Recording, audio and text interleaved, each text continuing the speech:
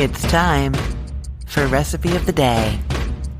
This quick chicken curry is one of my favorite things to make for dinner when I'm home alone. It makes enough for me for dinner and then enough for lunch for my next day. And you know what? I'll actually even tell you, sometimes I stretch it a little further and I'll have half a portion for lunch mixed with some chicken broth, turning it into like a soup. You know what I mean? So if I have some rice left over and half a portion of the curry and then the broth in a bowl, heat that up. Maybe I add some extra spinach leaves or a little bit of zucchini chopped up, and that kind of softens in the broth, and I get myself a really nice lunch for 2 days. So that is what I do with this chicken curry. I love that it takes less than 20 minutes to make. I love that it's delicious, but the thing that I love the most is that it's really versatile and uses up the things you have in your fridge. So the things that I often have like stranded in my fridge and end up using in here is like a half a bell pepper, a few carrots from the bottom of the baby carrot bag. I'll usually have a couple of ribs of celery. I often have some mushrooms. I do often have a half a zucchini. I like to eat zucchini raw. It's one of my favorite little snacks. So I'll have half of one of those. So yeah, anything like that you've got, you can use in this recipe. Also, leftover cooked meat. The recipe calls for half a pound of cooked chicken, but you can cook up some chicken for this. Do half a pound, same idea. I'll explain in a second, but you can also do a drained can of chickpeas or some cubed up tofu or any leftover meat. And I've also made this with kielbasa. Yes, I'm serious. I had like a link and a half of these kielbasa sausages that Marty really likes in the fridge. And I was just like, well, that's what I'm having for dinner. And it's really tasty. You just can't go wrong, I think, because the curry flavor is so delicious. Okay, so before I get into how to make this recipe, I am going to address the elephant in the room. This is not an authentic curry at all. This recipe is actually based very loosely now on one that I saw in a magazine at a doctor's office back in 2003. So I'm sitting in a doctor's office and flipping through a magazine. This is like before smartphones, when in waiting rooms you flipped through magazines, right? And you know, it's so funny to me now. I didn't have my phone camera either. So like nowadays I would have taken a picture of that. That time I didn't rip the page out of the magazine, I promise, but I like stared at it and memorized it, you know? So that is how this recipe came about. It was some kind of like this, like quick curry dinner idea back in like 2003, I'm almost positive. And I went home that day and I made it, and I've been adapting it and making it ever since. And now this is the result of it. But yes, it is not from India or any of the countries that make curries. It is just, you know, this thing that I do quickly when I have some food I want to use up. Okay, so you're going to start by heating a teaspoon of oil, any cooking oil that you like, in a large skillet over medium heat. Then you're adding about 1/3 of a cup of chopped